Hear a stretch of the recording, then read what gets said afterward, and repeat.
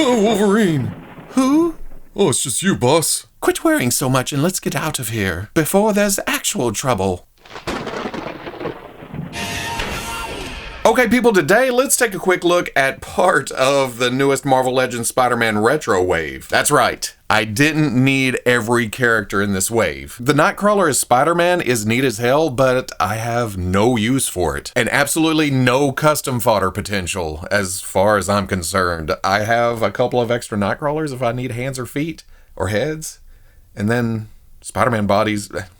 So, save me some money. This Peter Parker in the symbiote is interesting, but I have no attachment whatsoever to it. I know it's black and white, and I was tempted, but in the long run, I thought, well, that's not the classic, the one I recognize. So, but I will take a new version of Spider-Man 2099 that was in dire need of upgrade. And then new characters for the shelf like the Owl, Cardiac, and Hypno-Hustler.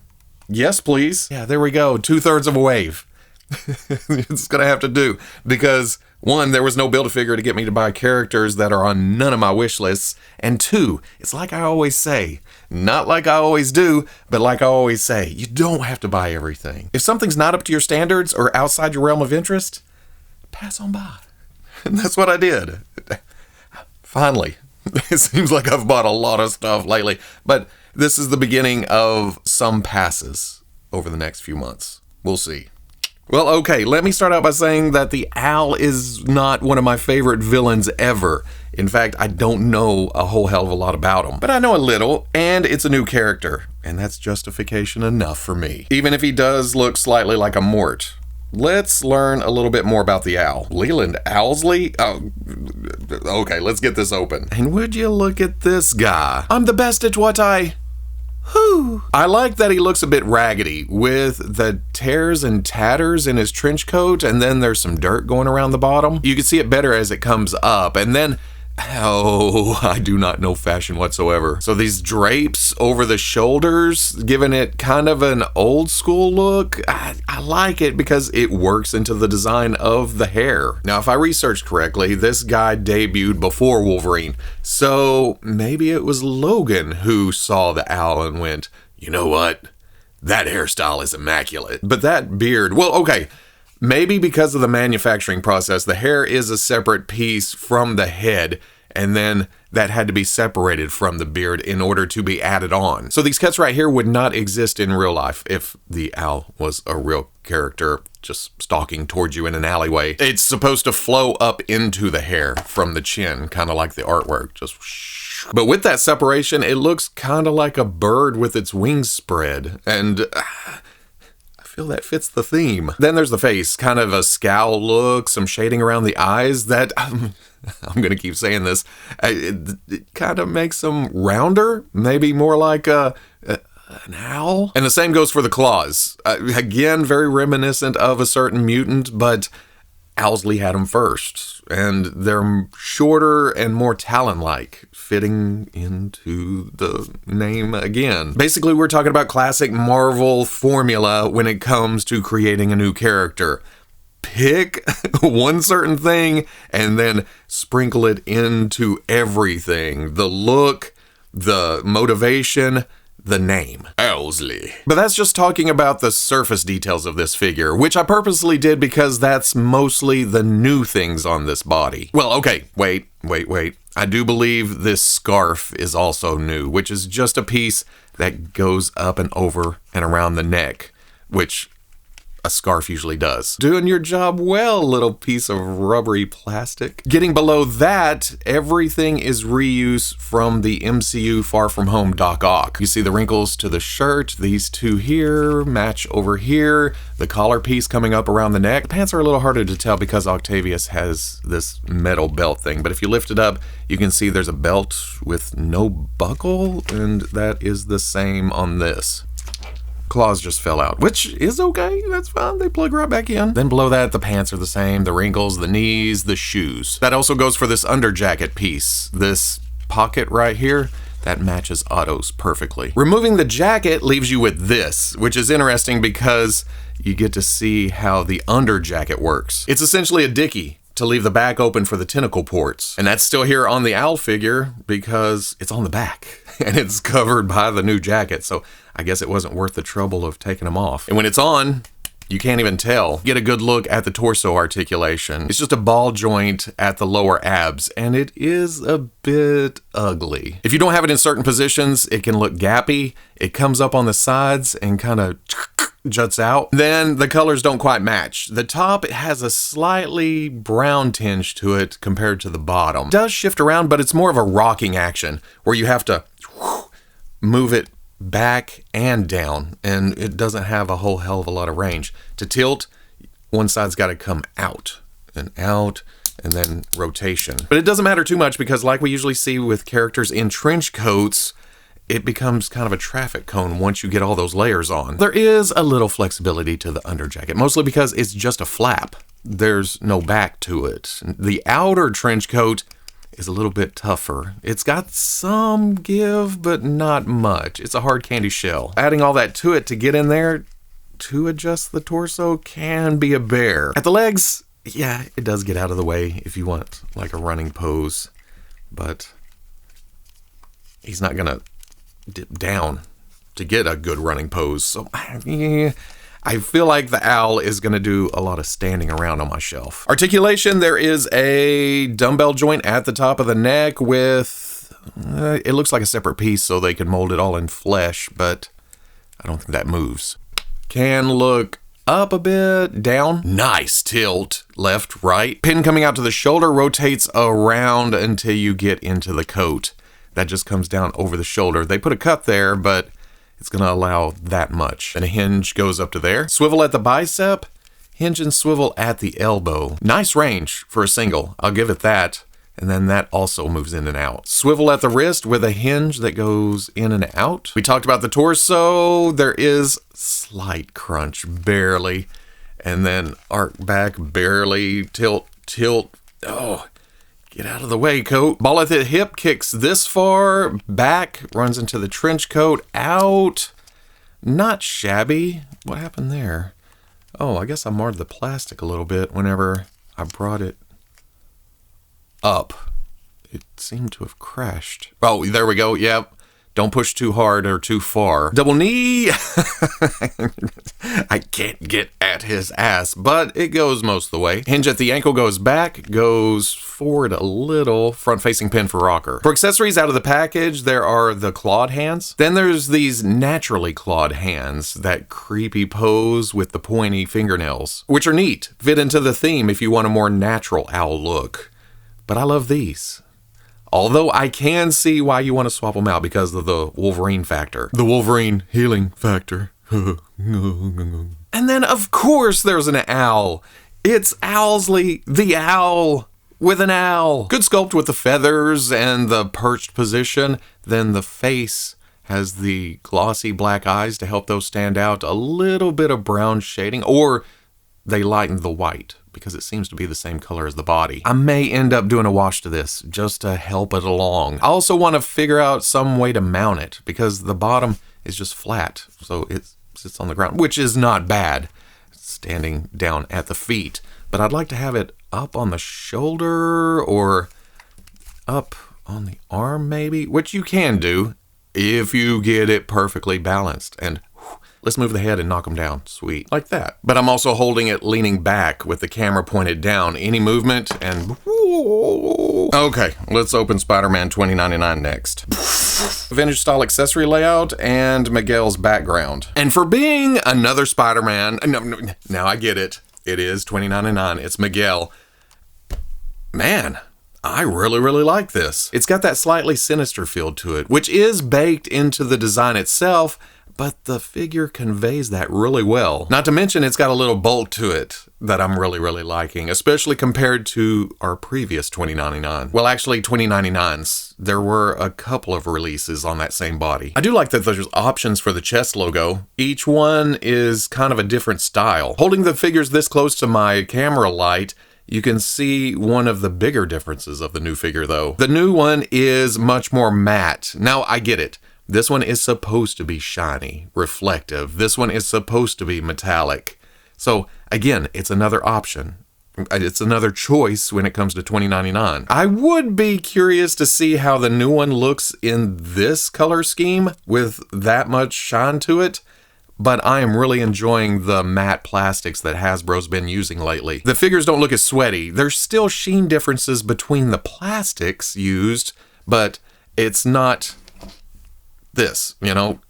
While the plastic's supposed to be metallic, the paint, well, I guess they could do a shine to the blood. Either way, look at this. It's the new one, which is mostly based on the Renew Your Vows Spidey. Same torso with the shapes and the sculpt and the articulation, same crotch piece, same legs all the way down to the articulated toes. Different head, obviously. The design work is sculpted on around the eyes and down on the mouth. Does make the painted on body detail stand out a little bit more, but I don't know if I'd want those sculpted because I guess it'd be cool, but yeah. And then there's also new arms. Now at first when I was looking at it like this, I went, oh, wait.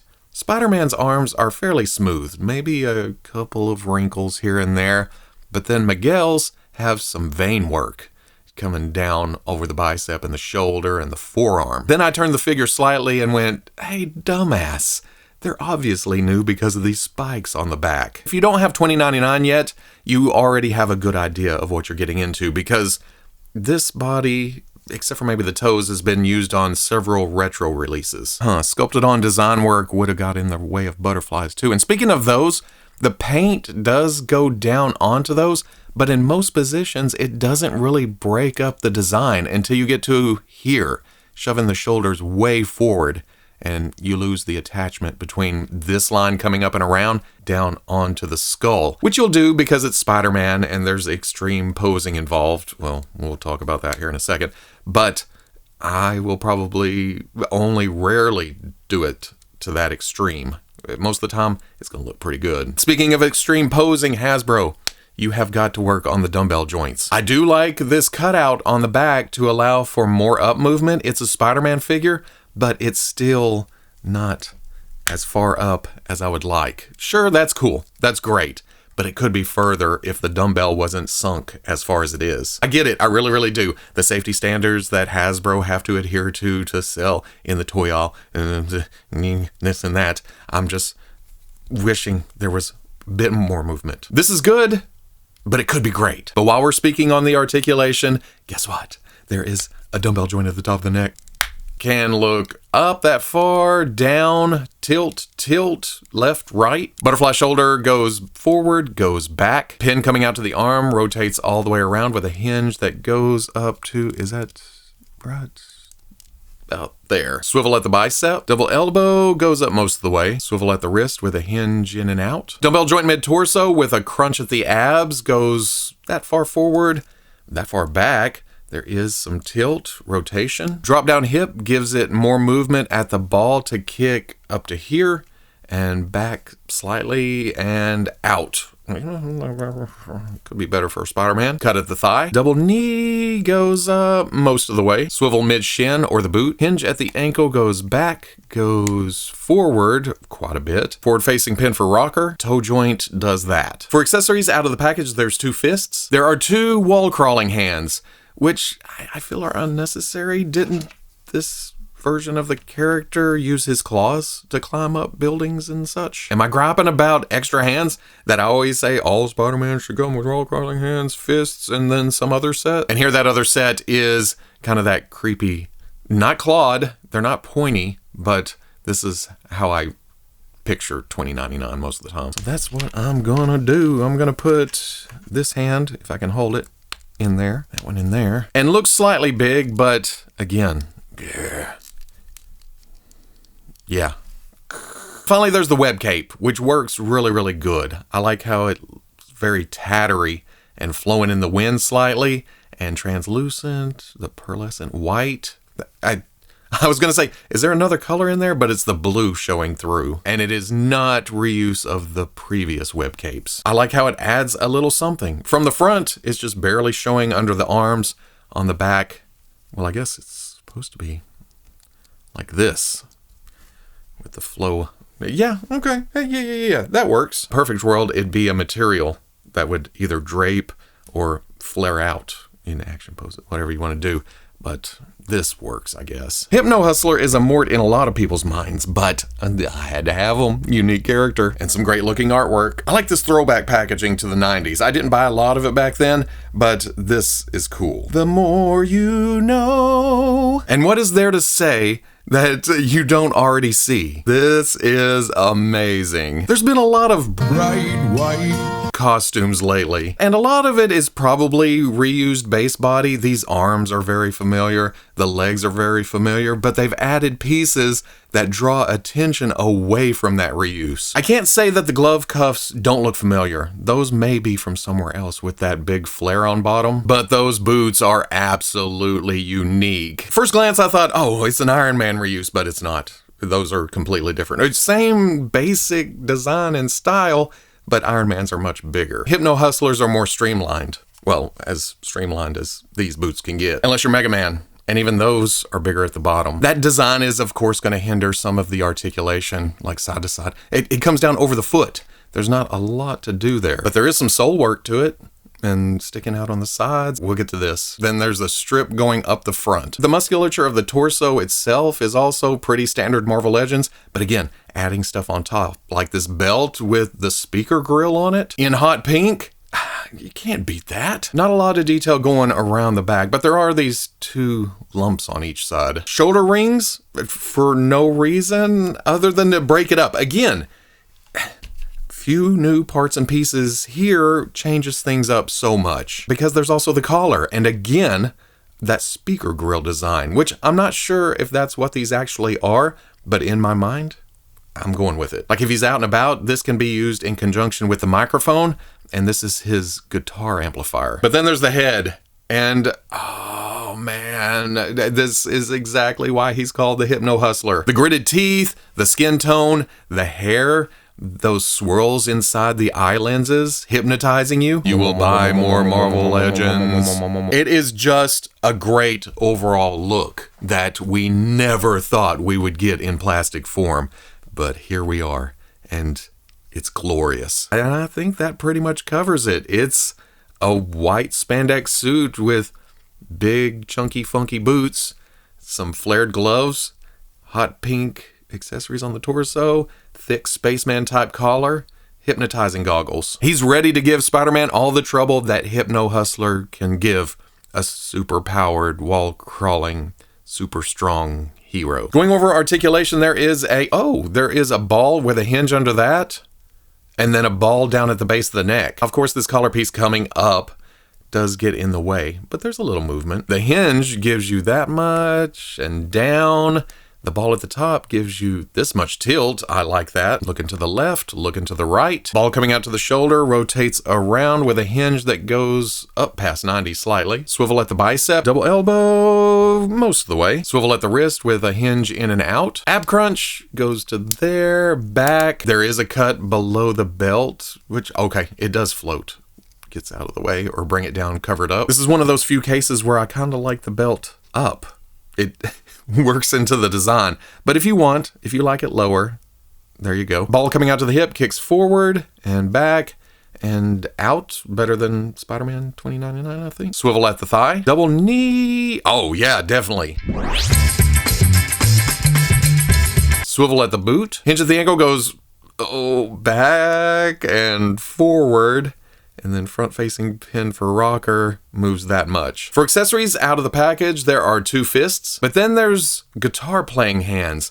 And yes, there is actually a pick sculpted into the right, and the left is that a power chord? And I'm definitely putting those in the hand because we're getting to the other accessory. You can't put a hand in until you pull a hand out. He also has a hot pink guitar, because why wouldn't he? I think we've seen this sculpt with Spider-Punk and maybe a Deadpool set where he's in a white suit, I think. Either way, it's not new, but it looks great in pink. And going back and confirming that this guitar is reuse, I found these hands are also from Spider-Punk. So usually I don't know what I'm talking about. I'm just playing with toys. Man, does it look great. Just, it works so good. There's also this microphone that may have come from Dazzler, but you can't use it because there's not a grip hand. I guess you could kind of jam it into here, just in case. well, okay, that does work, doesn't it? Going back to these holes, there are these little blast effects for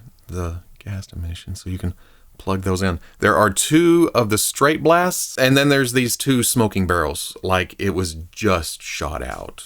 And I like how it adds another color to the overall scheme. And there's a lot of white going on here, so little green doesn't hurt. Finally, you knew I was going to end with Cardiac because he's been on the wish list for a long, long time. Mine and a lot of other people's. Again, with the cool artwork, with a noticeable something. We'll get to it because it's even back here on the schematics, the blueprints for the figure.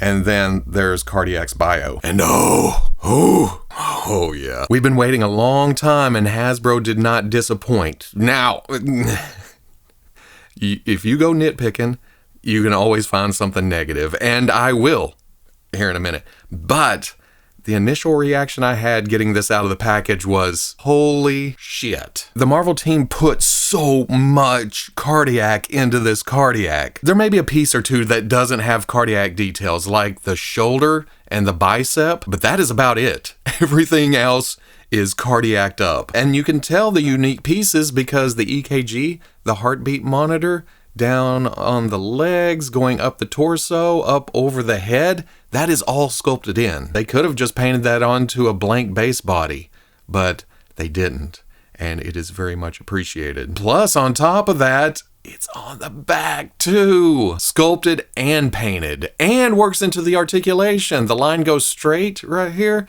and then the knee joint is cast in white, which is not the silver of this, I get it, but it works really well, especially for something that's on the back. There's some banding sculpted into the forearm for the upper gloves, and then the shins for the upper boots. Okay, I can't say that the feet aren't reuse, and I'm not gonna say they're new, because every time I say something like that, it's, no, that came from so-and-so, from this, that's 6 years ago, and then it was reused here on this other body, but this works for these legs. The knee pads are a separate.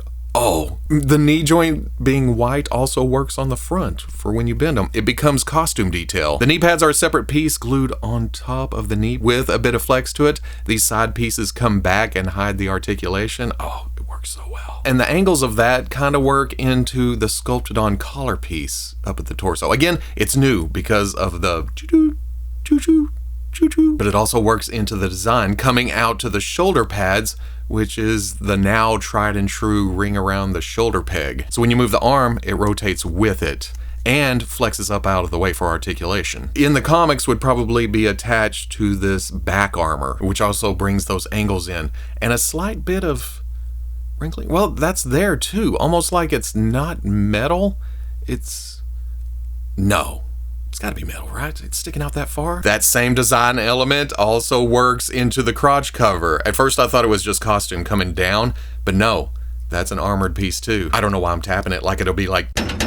Talked about the head a little. Again, all this design work is sculpted in, going down the jawline, down onto the chin, and up over the head. Seems to be the series for gritted teeth, or at least I bought the ones that are gritted teeth, except for Spider-Man 2099. Some shading around the eyes to make those pop even more. I love it. It was the 90s, that means pouches, and this figure has those in bulk. Going around the forearm, going around the upper leg, going around the top of the boot, just.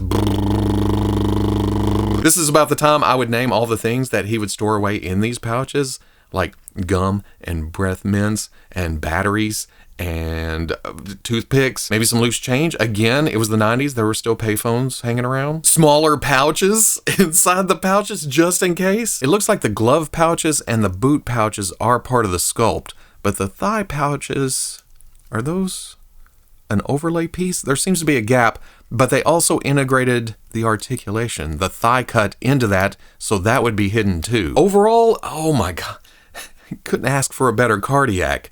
But I am gonna point out a couple of things. I know that this was very sculpt intensive. Most of the budget went to Cardiac, but man, one more joint right across here would have been sweet. I was gonna say it would break the design work even more than this does. I mean, yeah, it comes apart, but just a crunch, just to get a bit more hunch. And then you know where I'm going next. the nose. Do not get me wrong. This is not sticking out near as much as it could. I feel like they did bring it down a little bit, but the shape is still there, especially when you catch it in the light. You get a little shadow down here. It looks like a nose. I know that there were some appearances with the nose, but the vast majority and my own headcanon, my own brain pictures have him with no nose. And they even pictured him that way on the package art and on the retro accessory loadout. It's not a huge deal. They did tone it down a little bit, but I love customizing. I love making things more to my liking, so we'll do a little Playday action here in a minute. First, we'll go over articulation. There is a dumbbell joint at the top of the neck, and again, not as much range as there should be. There is up and down, not bad tilt at all, left, right. Pin coming out to the shoulder rotates around. If you hold the shoulder pad, it goes with it. There is a hinge that goes up to there. Oh, it is kind of sticking on the thing. If you push down, you can get a little bit more range. Swivel at the bicep. Double elbow goes up to there. I love the pouches, but they do get in the way. Swivel at the wrist with a hinge in and out. Dumbbell mid-torso crunches to there, arcs back, tilt, tilt, rotation. Ball coming out to the hip, kicks forward, back, out. Oh, winner of the wave. Better than a lot of Spider-Mans. Swivel at the thigh, hidden by the pouches. Beautiful. Double knee. Oh, the pouches actually meet each other. So, there you go. It may be a separate piece, but it is glued together. There's no boot movement. Hinge at the ankle goes way back, forward, front-facing pin for rocker. For accessories out of the package, there is a right fist and a left relaxed hand. There are two... Wait a second. No. These are Hypno-Hustlers, aren't they? I'm mixing up accessories. Cardiac comes with two grip hands with up and down hinges. Because they are weapon-wielding hands, it comes with this baton? Staff? It's got the grooves to match the costume details, thick ends, and silver. Then to top it off, there's this effect piece, which works really great. It's a blue translucent plastic with some white murkiness to it, some cloudiness, but it's actually paint spray on the inside. Simple, but effective. It has a couple of uses. One is with the staff. There is a smaller groove cut out and a larger groove. If you take this and fit it here and then flush the other end into the other side, it is a little hard to handle while you're doing it, but once you get the halves plugged together, it does hold in place. Or if that pisses you off, take the big part, put it on the small part of the stick, and flush here and jam in. And even with one half, it stays on. Then you plug it together. You won't have a problem unless you knock it against something, and then it'll come loose. But Hasbro also thought ahead and made those grooves go around the wrist, which you can do, plug, and it's a power effect for the figure itself. I do so love it when a plan comes together. For some Playday action, I don't have any ideas for the owl himself. Again, he's just gonna stand on the shelf looking very owlish. I do have some ideas for the body when it comes to other characters, but that's for a future Playday. I did run across this Papo owl at Hobby Lobby, and I thought, well, that's just bigger and more dynamic. Maybe this'll spruce the owl up. It's not the same kind of owl, and really, there's nothing wrong with this. It's sitting down at Owl's feet. This one has the same problem. It's just flat down here. It's meant to stand on the ground or a flat surface. You try to put it up on the owl's shoulder and it leans out. You have this going on, and it's also butt heavy. Because when you have it on the ground, it's sitting on the tail feathers. If you bring the arm out a little to where there's more perch to it and get that perfect balance, don't breathe, don't move. Is the earth rotating? What's happening? You can kind of get it, but it's very precarious. Again, I want to come up with some kind of mounting system for both owls. Maybe a peg. Oh, that would actually be the best, right? Put a little hole in the forearm or in the shoulder somewhere. It also takes up a lot of... For O'Hara, I think I want to dull it down more. Like we talked about earlier, it is more matte than previous versions, and Hasbro's been doing good about plastics that aren't as shiny. But of course, it's going to have a plastic shine. You know what time it is. We're going to break out the Mr. Hobby Mr. Super Clear Matte. And here it is after a couple of coats, and it still has a slight shine to it because it's still plastic, but I feel like it ties everything together. It's a subtle difference from before the Mr. Hobby, Mr. Super Clear, but I still like it. Again, no one thing jumps out, but everything is obvious, if that makes any sense. When it comes to Hypno-Hustler, I don't have any complaints. It does what it needs to do. It hypno-hustles, and it does a good job of doing it. So, yeah, keeping it as is. And then for Cardiac, you know what the plan is. I want to make it look more like my Cardiac, which has no nose. And this is what I ended up with, which was essentially just grinding off the nose until it was flat. Well, okay, there still is a slight nose there,